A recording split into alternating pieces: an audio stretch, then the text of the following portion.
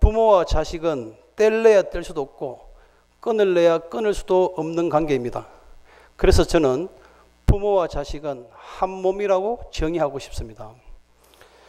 부모는 밖에 나가서 자존심 상하는 소리를 들어도 참을 수 있지만은 내 자식은 밖에 나가서 자존심 상하는 소리 듣고 오면은 막 화가 나고 어쨌든 속이 상합니다. 그런데 그 속상한 이유가 자기 잘못이면 문제가 안 됩니다. 그런데 그게 만약에 부모님이 돈이 없거나 힘이 없어가지고 부모 탓이면은 이거는 문제가 달라집니다. 갑자기 어느 날 한 방에 쏟아부어가지고 원망과 불평과 분만을 털어놓는 것이 바로 자식이더라고요. 그래서 부모는 어디 앞에서 말은 못하고 다 내 탓인가 싶어서 어디 화장실에 가서 울고 있습니다. 우리 여기 청년들 많은데 우리 청년들 막 엄마 아빠한테 원망을 많이 쏟아놓고 난 뒤에 엄마가 갑자기 안 보이시면은 어디 시커먼 데 가서 혼자 울고 계시는 거예요. 살아계실 때 잘해드려야 됩니다. 어머님 돌아가시고 부모님 돌아가시고 난 뒤에 장례식장에 가가지고 청개구리처럼 울지 말고 우리 살아계실 때 잘해드리세요. 저도 부모니까. 저도 두 딸이 있습니다. 큰애는 이번에 경희대 병원에 간호사로 취업을 했고 둘째는 대학생인데 좀 여기서 신나게 더름쳤던 애, 그 자매가 저희 둘째 딸입니다. 예. 애들 때문에 옛날에는 우리 자식들 때문에 부부싸움도 해봤고 또 자식하고도 싸워봤습니다. 싸워봐야 결과가 없습니다. 나중에는 서로 스트레스만 받고 불평불만만 모으고 그래서 참 이게 답이 무엇일까 고민을 많이 했었습니다. 바로 그 엄마 아빠는 애들하고 싸우면 하는 이야기가 엄마 아빠는 자기 시대를 이해 못한다는 거예요. 물론 그렇겠죠. 시대가 많이 변했으니까. 그러나 뻔한 데 가는 길이 앞에 일이 뻔하게 보이는데도 그렇게 말하면은 막 화를 내고 그러더라고요. 그래서 제가 얻은 답은 바로 오늘 성경 본문입니다. 성경 본문에서 바로 답이 나와 있습니다. 내 힘으로는, 인간의 힘으로는 도저히 정답을 찾을 수 없다는 것을 제가 그때 느꼈습니다. 하나님께 100% 자식을 맡기셔야 됩니다. 반대로 청년들은 만약에 부모님이 교회 안 나오시거나 또 신앙생활이 좀 뭐 사업 때문이라든지 또 여러 가지 고난 때문에 교회 잘 안 나오시면 부모님을 위해서 붙어서 싸우지 말고 부모님도 하나님께 맡기셔야 됩니다. 100% 하나님께 맡기셔야 됩니다. 이제 뭐 우리들 부모님들도 사실은 여기 세상에서 살 일이 그리 많지 않지 않습니까? 싸우는 시간 빼고 밥 먹는 시간 빼고 직장 다니는 시간 빼면은 그렇게 많지 않아요. 그래서 두 분이 손잡고 오순도순 재밌게 사셔야지 그것 때문에 싸우다가 시간 다 보내면 너무 억울하지 않습니까? 나중에 시간 지나 보니까 결국은 다 하나님 은혜더라고요. 제가 짧게 살았지만은 그걸 느꼈습니다. 자, 그러면은 우리 성경에서 어떻게 100% 맡기느냐? 바로 오늘 우리 성경에 나와 있습니다. 성경에 보면은 지금 우리가 읽은 데서 두 가족이 소개되고 있습니다. 물론 신앙생활을 오래 하신 분들은 좀 아시겠지만은 또 우리 초신자도 있고 하니까 잠깐 소개드리면은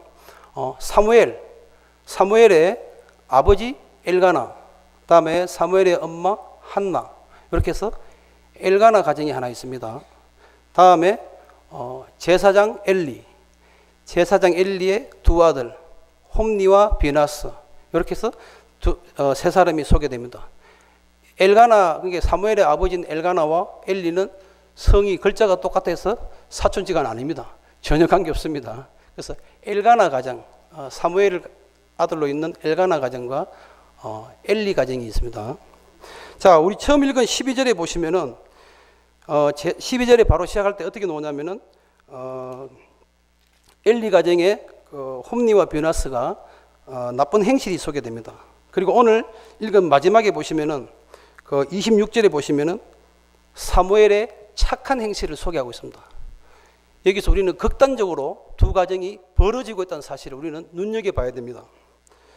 좀 더 자세히 성경을 살펴보면은 우리 2장 13절에 보시면은 여기 실로 지방에서는 제사법이 제사를 드리고 난 그 고기는 삶아 가지고 갈고리, 성경에서는 여기 13절에 나오죠. 3살 갈고리를 긁어서 모아진 고기를 제사장들이 가져가야 됩니다. 근데 이 홈리와 베나스 이 아들들은 그렇게 하지 않고 자기가 먼저 먹겠다.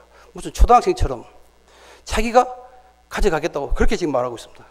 그래서 하나님 앞에서 3가지의 범죄를 저지르고 있습니다.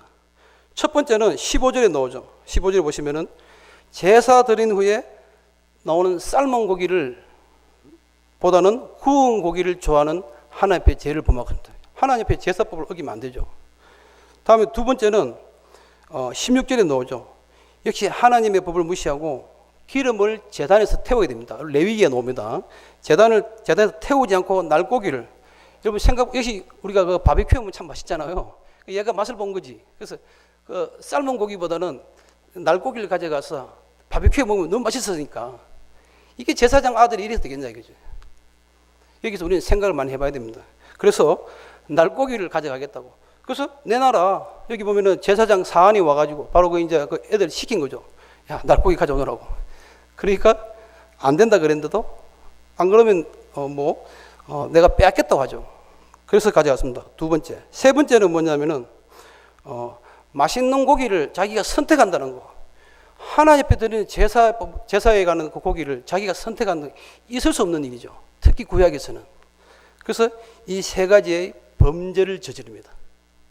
또 하나 더 무서운 사실은 뭐냐? 바로 22절에 나옵니다. 또 하나의 큰 범죄는 바로 22절에 이제 아버지가 늙었어요. 아버지가 늙게 되자 그 해망문, 성소로 보면 되겠죠. 그 성소에서 수종드는 여인과 동침을 합니다. 이제 좀 머리가 커지고 좀 컸다 이거지 뭐. 벌써 이제 그 시기를 생각하죠. 그래서 범죄를 저집니다. 더 이상은 백성들이 참을 수가 없었던 거죠. 그래서 23절에 나오죠. 백성들은 매우 화가 났습니다. 그리고 아버지가 봐도 상식적으로 말이 안 되니까 이 가문에서는 이제 그 가문의 이미지는 땅에 떨어졌습니다. 집안이 망하게 되었습니다.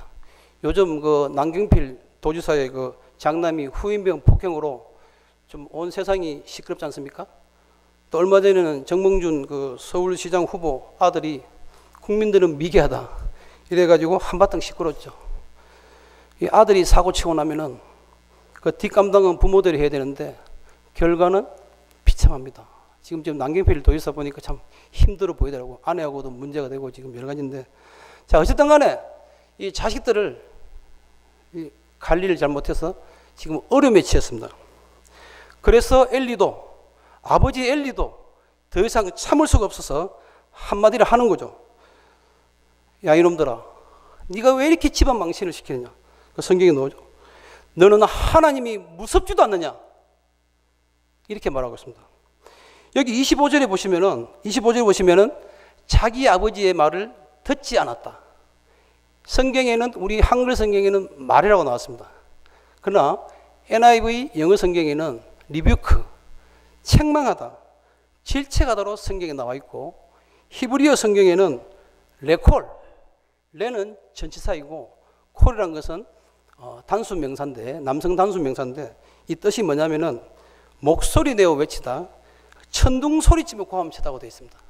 우리 성경에는 그냥 말로 되어 있지만은 이제는 극단적인 상황, 이제 최악의 상황까지 왔으니까 아버지가 더 이상 참을 수 없는 거죠. 네가 집안 망신을 이렇게 시킬 수 있느냐? 정신 차리라. 그 이상은 없어. 천둥 소리처럼 소리쳤다는 거죠. 근데 성경에 뭐라 나와 있습니까? 아들은 어떻게 하고 있습니까? 전혀 말이 먹히지 않고 있습니다. 성경에 보면은 자기 아버지의 말을 듣지 아니하였으니. 아버지도 해결 못해. 그럼 자식도 말을 안 들어. 그럼 누가 나서느냐? 하나님이시죠. 마지막 부분에 25절의 마지막 부분에 어떻게 나옵니까? 여호와께서 결국은 죽이기로 하였다. 그래서 엘리의 가정은 멸문지하를 당합니다. 폐가 망신 당하는 것이 아니라 멸문지하를 당합니다. 지금 제가 바빠서 성경을 못 읽었지만 이제 그 4장에 나와요. 4장 11절에 보시면은 전쟁 중에서 홈리와 비나스가 죽습니다. 두 아들이 죽고 죽으면서 법궤를 빼앗깁니다. 이거는 엄청난 사건이죠. 하나님의 법궤를 지킬 제사장들이 법궤를 빼앗깁니다. 여기가 파괴되고 없어졌다는 거죠. 그래서 나중에 다윗이 찾아오지만은 자식들 다 죽습니다. 하나님 법궤 빼앗겼습니다. 그 다음에 엘리는 법궤 빼앗긴 소식을 듣고 자식 죽은 걸 알고 뒤로 자빠져 죽었습니다. 성경에 나옵니다. 4장 18절에 뒤로 넘어져 죽었다. 아버지도 죽었습니다. 끝이냐? 며느리 비나스의 아내 며느리도 애를 놓다가 죽습니다. 애만 살아납니다. 그래서 집안이 싹쓸이 뭉개지고 애 하나 살아남아서 겨우 제사장직을 유지하게 됩니다. 이렇게 두 아들을 잘못 관리한 그것 때문에 집안이 모든 것이 쑥대밭일 뿐 아니라 없어졌다는 거죠. 자, 이것으로 끝나고 사무엘이 제사장이 되고 잘 먹고 잘 살았다. 이렇게 끝나면 얼마나 좋겠습니까만은 성경은 새로운 악의 역사가 시작됩니다. 자, 해피엔드로 끝나지 않습니다. 사무엘이 제사장이 되었습니다. 그 다음에 어떻게 되느냐? 그 8장에 나오는 이야기입니다. 사무엘이 제사장이 되어서 정치는 잘하고 여러 가지 다 했습니다. 그러나 사무엘이 점점 늙어지니까 그 두 아들 요엘과 아비야가 그 사사의 권한, 지금 보면 법관이죠. 법관. 사사의 권한을 가지고 있었는데 그 사사의 권한으로 재물을 받아가지고 뇌물을 얻어먹고 다음에 그것을 이 온 백성이 다 알았습니다. 이게 이제 민심을 잃게 된 거죠. 이제 제사장으로서 또 아버지가 또 얼마나 힘들었겠습니까? 그래서 그게 아마 사무엘은 라마에 있었고, 그다음에 자기 자식들 요엘과 아비야는 저기 그 브엘세바 최남단에 있습니다. 그래서 아마 지방 법원이었던 것 같아요. 지금으로 말하면은 지방 법원에 근무했고, 아버지는 그 대법원에 있었는 이제 그 라마에 있었던 거죠. 자식 관리 멀리 있다면 안 된 것도 있겠지만은 어쨌든 간에 이 집안은 또 제사장 역할을 하기 힘들게 됐습니다. 뇌물을 먹었는데 그 먹은 게 들켰으니 이게 보통 일입니까? 그래서 이제 이 이스라엘 백성들은 이제 지쳤다. 선지자고 사사고 제사장이고 내가 두 번 거쳐봐서 지쳤다. 이제 우리는 새로운 왕을 달라. 그래서 그 다음에 바로 사울 왕이 나타나는 거죠. 그래서 이제 제사장 시대가 끝나고 왕권 정치가 이어지게 됩니다. 자, 오늘 본문은 여기까지입니다. 엘리와 사무엘은 정말 위대하고 선한 제사장이었지만은 아들 농사, 아들 교육은 100% 실패했습니다. 그 집안이 완전히 무너졌으니까요. 그래서 제가 앞에 PPT에 잠깐 네 사람을 소개하겠습니다. 이 네 사람의 연관된 공통점이 있습니다. 이걸 아시면은 대단하신 거고 오늘 말씀 다 들으신 겁니다. 첫 번째, 이거 닉 부이치치 아시죠? 뭐 우리 교회에서 한번 했는지 모르겠지만은 올해 33살인데 두 손과 두 발이 없습니다. 그런데 저기 보면은 수상스키 바로 그 바다 서핑을 하고 있죠. 그 8살부터 이제 자기가 어떻게 생긴지 알았습니다. 8살. 그래서 3번이나 자살하려고 시도했지만은 그 아버님이 목사님이세요.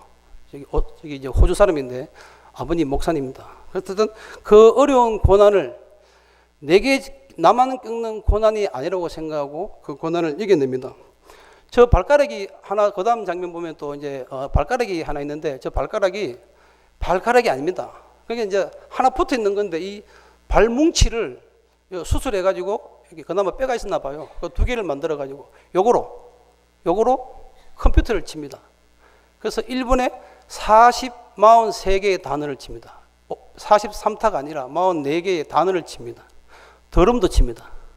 드럼도 치고 또 보면은 골프도 하고 이번에 유튜브 한번 보시면은 저는 볼 때마다 눈물이 나요. 야, 저렇게도 굉장히 귀한 일을 하고 저기가 이제 전 세계에 지금 이제 복음을 전하는 희망의 전도사입니다.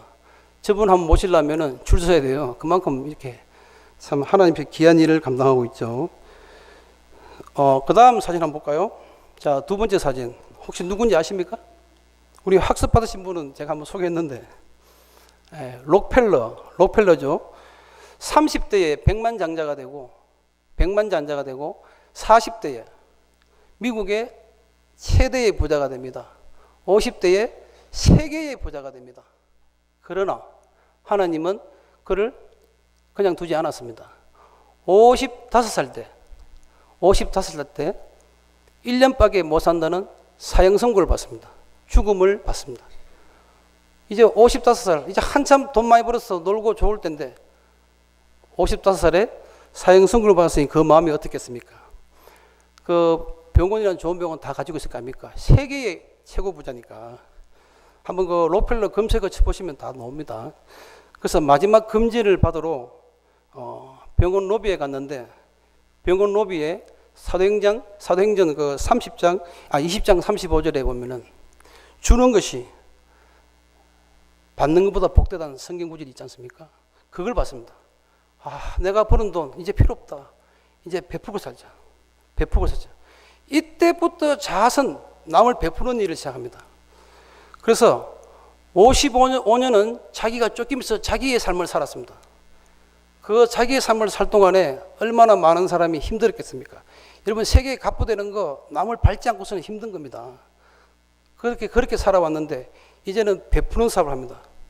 놀라운 사실은 지금부터입니다. 그래서 하나님이 이뻐서 목숨을 1년, 2년, 10년 아닙니다. 43년을 덤으로 주었습니다.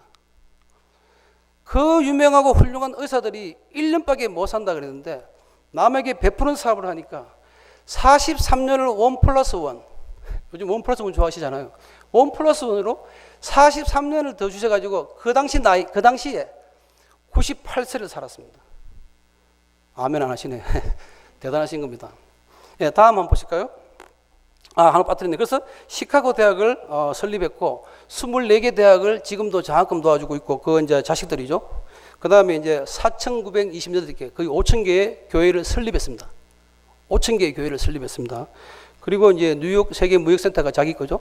저기 다 자기 겁니다. 그 뭐 삼성하고 비교할 때 한 600배의 그 규모를 가지고 있다고 뭐 그렇게 한번 봐는 것 같은데 엄청나죠. 자, 세 번째. 자, 이제 세 번째 정도 할 때 되면 이제 답이 나와야 되는데, 공통점이. 저분 누군지 아십니까? 예, 아시네요. 원정수. 예, 원정수 우리 암치료 전문 박사님이시죠. 고등학교 때 전교 석차 400등. 끝에서 2등. 2명 중에 400등 한 거죠. 그럼 3등 되나요? 꼴찌에서 하는, 고등학교 때 전교 400등인데 고등학교 졸업할 때 수석 졸업. 서울대 의대 수석 졸업. 서울대 의대 수석 졸업했습니다. 그래서 지금 미국에서 이제 그 암 전문의로 해서 지금도 이제 의료 사업하고 선교 사업에 열심히 하시죠. 이분이 그 의대 재학 중에는 밤낮 공부에만 매진하는데 항상 새벽 기도를 나갔습니다. 제 친구가, 대구에 있는 제 친구가 이제 의사가 4명 있는데 2명은 유급당해가지고 제때 졸업 못했어요. 이름 되면 아시는 분도 있습니다. 그래서 의대 공부가 어려운 거죠. 친구 보면 참 어려웠어요. 근데 우리 원정수 박사님은 새벽 기도를 그 6년 동안 그 서울대 다니면서, 의대 다니면서 새벽 기도를 거의 안 빠졌던 것 같아요. 무슨 일이 있을 외에는 뭐 출장 가거나 이런 걸 빼놓고 한 번도 안 빠지셨고 수석 졸업하셨다는 거죠. 그리고 항상 공부할 때는 성경을 꼭 한 장씩 읽고 그렇게 하셨던 대단하신 분입니다. 자, 아직도 답이 안 나왔나요? 자, 마지막 한번 보실까요? 마지막 한 분. 예, 이것도 우리 원정수 박사님이시죠? 예, 아시겠습니까? 교회의 역사에 사도 바울 다음으로 교회에 큰 영향을 끼친 인물입니다. 어거스틴이죠. 어거스틴. AD 한 400년에 살았던 거죠. 한 380년부터 440년까지 살았던 어거스틴입니다. 그 화이트 헤드라는 그 미국 교수는 현대의 모든 철학은 플라톤에서 나왔고 현대의 모든 신학은 어거스틴 나왔다고 했습니다. 그 우리의 그 신학의 모든 것을 어떻게 다 다듬고 만들었다는 것이 바로 어거스틴이죠. 자, 그래서 그런데 이분도 어릴 때는 청년 때는 방탕한 생활을 했습니다. 그 방탕한 여자와 동거해가지고 18살에 여기는 다 18보다 나이가 18세보다 다 많으신 것 같은데 18살에 아들을 낳았습니다. 그렇게 방탕하게 살았습니다. 근데 이분이 철저하게 로마서 말씀 의지해서 철저하게 하나님 앞에 회개하고 함으로써 바로 우리 현대 신학을 만들었다 볼 수 있는 거죠. 자, 네 분 다 보여드렸습니다. 그 다음에 뭐 시간이 많으면은 아브라함 링컨이나 조지 워싱턴에 대해 설명하려는데 시간이 없어서. 자, 그래서 이 네 분의 공통점은 오늘 성경 본문과 관련됐기 때문에 제가 했던 거죠. 바로 부모님의 기도 때문에 가능했다는 겁니다. 부모님의 기도 때문에 이 네 분은 자기 스스로도 몰랐습니다. 자기가 이렇게 큰 그릇이 될 줄 본인도 부모도 그 주변의 모든 이웃도 몰랐지만은 세계에서 참 복음을 위해서 하나님의 영광을 위해서 사시는 분이 되었다는 사실이죠. 여기 보면은 록펠러 아버지는 자기 집에 한의하고 거시기 해가지고 범죄 지역을 쫓겨다니면서 다니는 그야말로 집안이 엉망인 집안이 되었고, 다음에 그 원종수 박사님과 어거스틴은 아버지가 일찍 돌아가셨어요. 그래서 그야말로 찢어지게 가난하게 살았습니다. 그리고 오로지 닉 부이치치만 아버지가 목사였으니까. 근데 이것도 참 황당한 거죠. 첫 목사가 돼가지고 첫 부임지에서 귀한 아들을 낳는데 그 아내 내부주를 못 느꼈답니다. 아들을 낳았는데 그 아들이 장애가 아니라 기형아잖아요. 기형아. 이거 기형 상태잖아요. 그 얼마나 주변에 자기가 힘들었겠습니까? 아니 내가 하나님 은혜 받고 목사 돼서 이제 첫 발령지에 가서 자식을 낳았는데 이거 기형을 낳았으니 닉 부이치치를 낳은 겁니다. 그 본인은 얼마나 힘들었으며 그 주변의 성도들이 볼 때 어떻게 힘들었겠어요. 그러나 그 부부와 그 성도들은 이것을 사랑으로 서로 안아주면서 만들어 갔을 게 바로 닉 부이치치라는 이런 작품이 나온 거죠. 닉 부이치의 아버지는 닉은 그렇게 말했습니다. 닉은 하나님의 실수로 태어난 것이 아니다. 이 닉을 통하여 나에게 무엇인가를 줄 것이고 이 닉을 통해서 새로운 역사를 만들 것이다. 그러면서 하나님의 실수라고 아니라고 했습니다. 그랬기에 지금은 그분 만나려면 진짜 힘들 정도입니다. 어쨌든 뭐 제가 긴 말을 할 것 없이 유튜브에 보시면은 너무 잘 나옵니다. 저는 볼 때마다 정말 눈물이 날 정도니까. 자, 그래서 만약에 닉 부이치치가 장애가 아니었다면은 아마 평범한 이 아버지도 평범한 목사로 끝났겠죠. 그러나 훌륭한 아들을 키웠다는 거죠. 자, 그래서 저는 부모님의 기도가 이렇게 훌륭한 것을 만든다는 사실을 저는 너무나 느꼈고 또 같이 서로 은혜를 받았으면 좋겠습니다. 특히 어머님의 기도, 여기 대부분 어머님의 기도가 들어간 거죠. 그래서 어머님의 기도가 중요하다는 겁니다. 자, 우리 100% 이제 하나님께 맡기는 것에 대해서 한 3가지만 알아보고 마치도록 하겠습니다. 첫 번째 하나님께 맡기는 방법은 자식 문제는 살려달라고 우리 부모님께서 간절하게 끈질기게 하나님께 기도하는 밖에 없다고 저는 첫 번째 생각합니다. 하나 소개하겠지만 이 제사장 엘리 그리고 제사장 사무엘 이 두 사람은 성경에 자식을 위해서 기도하는 게 안 나옵니다. 그게 뻔한 거 아니에요? 자식을 위해서 기도하는 대목이 물론 한두 번 했겠죠. 그러나 간절하게 끈질기게 자식을 위해서 기도 안 했기 때문에 성경은 사무엘과 엘리에 대해서 자기 자식 때문에 성경에 나와 있지 않습니다. 기도하지 않았으니까 안 나온 거죠. 그 결과는 자식들은 엄청난 범죄를 저지르잖아요. 더욱 놀라운 사실은 제가 성경 읽으면서 봤을 때 엘리와 사무엘의 아내 이름이 안 나옵니다. 성경에 안 나옵니다. 소개할 필요가 없다는 거지. 그건 무슨 말입니까? 기도하지 않는 엄마다는 거지. 기도하지 않는 엄마. 성경에 아예 엘리의 아내와 사무엘의 아내가 나오지 않습니다. 그 어머님의 기도가 없다는 거죠. 그러면 뭐 여자니까 안 나올 수 있냐? 아니죠. 한나는 나오잖아요. 한나는 누구냐? 사무엘의 엄마잖아요. 한나의 그 간절하고 2장에 나오죠. 한나의 간절하고 뜨거운 기도 때문에 사무엘은 아무 흠이 없었습니다. 그래서 사무엘의 아내가 안 놉니다. 엘리의 아내가 안 논다는 거죠. 그 아내의 기도가 없었기 때문에 자식들이 이렇게 됐다는 거죠. 그래서 저는 지금도 말씀할 수 있는 것은 부모님의 기도에서 역사하는 힘이 있고 부모의 기도에서 자식이 바로 된다는 겁니다. 그래서 특별히 우리 기도하는 시간을 많이 가져야 된다는 것을 제가 소개하고 싶습니다. 그리고 창세기 16장에 보면은 그 하갈과 이스마엘이 아브라함을 쫓겨나잖아요. 그 광야에 쫓겨나가지고 하갈이 이스마엘이 죽게 됐습니다. 그 어떻게 뭐랍니까? 하나님, 주님, 왜 저희들을 이렇게 버리십니까? 주님 살려주세요. 하나님 살려주실 때 하나님께서 그 넣으시죠? 두려워 말라. 두려워 말라. 이스마엘에게 큰 민족을 이루게 하겠다. 그래서 이스마엘이 12아들을 놓고 다음에 아랍인들의 선조가 되지 않습니까? 그 많은 민족에 복을 주시는 거죠. 그 창세기 16장 읽어보시면은 그 이스마엘을 위해서 그 하갈이 간절하게 기도하는 제목이 나옵니다. 자, 어쨌든 간에 아무리 어렵고 힘든 형편이라도 기도하는 시간은 부모님의 기도에는 하나님이 분명히 응답하신다는 거죠. 그리고 그 기도가 자녀를 변화시키든지 아니면 자녀의 주변의 환경을 변화시켜서 반드시 자식은 잘 되게 되어 있습니다. 성경이 지금 그렇게 말하고 있잖아요. 그리고 제가 또 몇 번 보여드렸고, 그리고 자녀에게 기도하는 법을 가르쳐 주게 됩니다. 저절로. 만약에 내 자녀들이 또 뭐 힘든 길을 가고 원하지 않는 길을 가더라도 시간이 좀 걸리겠지만은 반드시 기도하는 부모님에 의하면은 그 응답은 분명히 오는 겁니다. 성경이 그렇게 말하고 있는 겁니다. 우리가 평소에 기도할 시간이 참 부족하지 않습니까? 없고, 그 새벽 기도에 나오기 힘드신 분은 이 금요 기도에 얼마나 좋습니까? 이 금요 기도에 나오셔가지고, 기도 많이 하시고, 솔직히 저도 집에서는 기도 잘 안 됩니다. 집에서는 기도 안 돼요. 기도 집에서 열심히 빡시겠다. 제가 봤을 때는 사실 핑계로 봅니다. 그래서 새벽 기도가 힘드신 분은 직장 다니시면서 금요 기도에 나오셔가지고 좀 기도 간절하게 매달리시면은 분명히 역사합니다.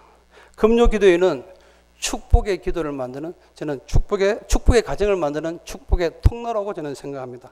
자, 두 번째, 하나님께 맡기는 방법 두 가지는, 자녀는 자기가 해결하지 마세요. 하나님 중심으로 살게 한다 저는 생각하고, 하나님께 교육받도록 하셔야 됩니다. 그리고 자식 교육은 저는 타이밍이 중요하다 봐요. 여기 보면 또 우리 성경 아까 봤지만은 엘리 제사장이 두 아들을 언제 바로 교육 잡았어야 했냐? 그 제사 음식 손댈 때 손을 그때 잡았어야죠. 그때가 나이가 좀 어렸을 때니까. 이제 그때 못 잡으니까 결국은 나중에 갔을 때 그 어떤 여자와 동침하고 때 잡으려니 이게 뭐 됩니까?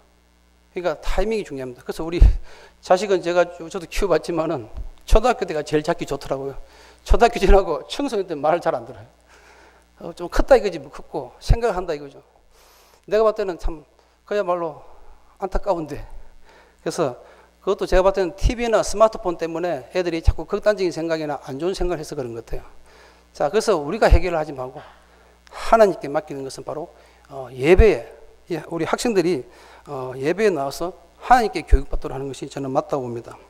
그리고 뭐 잘 안 되면은 그 부서에 목사님이나 또 부장님을 찾아가지고 얘한테 무슨 일을 주면은 저는 잘할 거라 보거든요. 저도 사실 학창 시절에 뭐 교회를 다녔지만은 저한테 일 주니까 일의 재미에 빠져가지고 너무 재밌으니까 뭐 철화도 하고, 뭐 그때도 저도 한참 철화할 때니까 철학 교담에서 너무 좋았던 거죠. 일을 막 맡기면은 그 일의 어떤 그 책임감 때문에도 그렇고, 그래서 자기 자녀가 혹시 교회 잘 안 오시면은 또 교회 재미없어 못 가겠다 이러면은 뭐 어디 부장님하고 잘 의논하셔가지고 일을 주세요. 그 장점을 살려서 일을 주면은 잘할 거라고 생각합니다.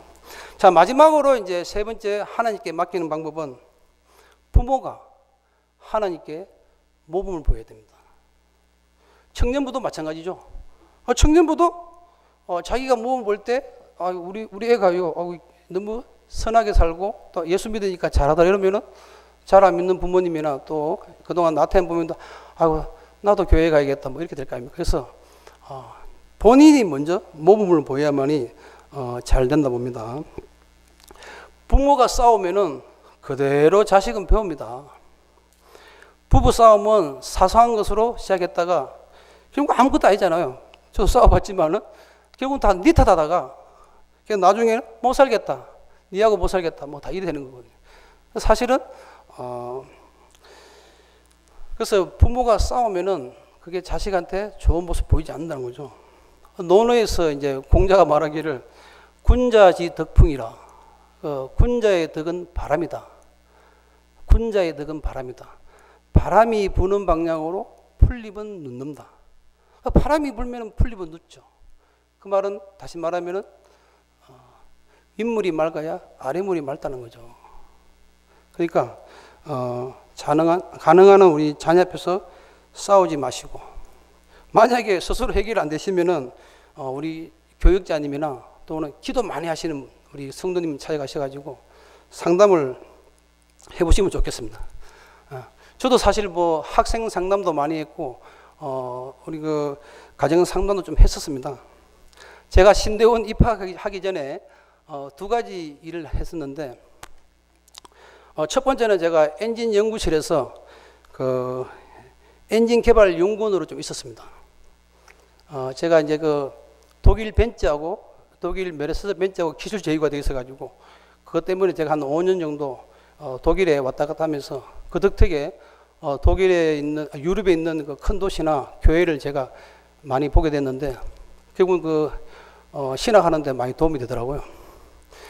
그래서 독일의 그 벤츠 회사가 그 스투트가르트에 있습니다. 그 하이데베르크 바로 밑에 있는데 그 스투트가르트에서 제가 이제 그 엔진 기술 때문에 좀 왔다 갔다 했었는데, 그 벤츠에는 제가 독일에 가서 택시를 tas는데 택시가 다 벤츠 차더라고요.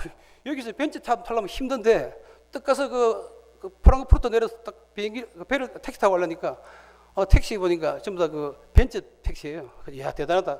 그래서 제가 탔으면서 제가 엔진을 좀 잘합니다. 제가 엔진에 대해서 뭐 자신감도 있고 누구보다는 잘하니까 제가 엔진에 그래서 기술 개발했기 때문에.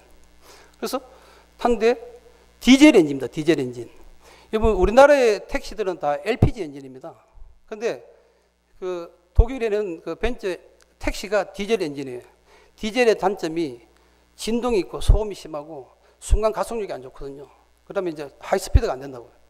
그런데 제가 그거 보고 이야, 진짜 독일의 벤츠는 대단하다. 그 택시에다가 디젤 엔진을 싣고 다니니까 그거 진짜 엔진을 해본 사람들 보통 어려운 게 아니거든요.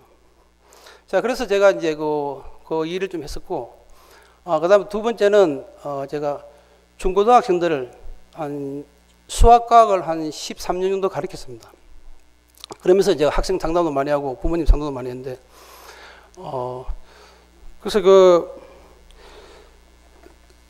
그래서 신대원에 공부하러 오면서 신대원 공부가 너무 빡세가지고 몇 개는 좀 잊어버렸지만은 그래도 수학과 고3까지 가르쳤으니까 혹시 우리 자녀 중에 공부하다가 어려워하시면은 주일날 저한테 보내시면 제가 아는 데까지 설명해 주겠습니다.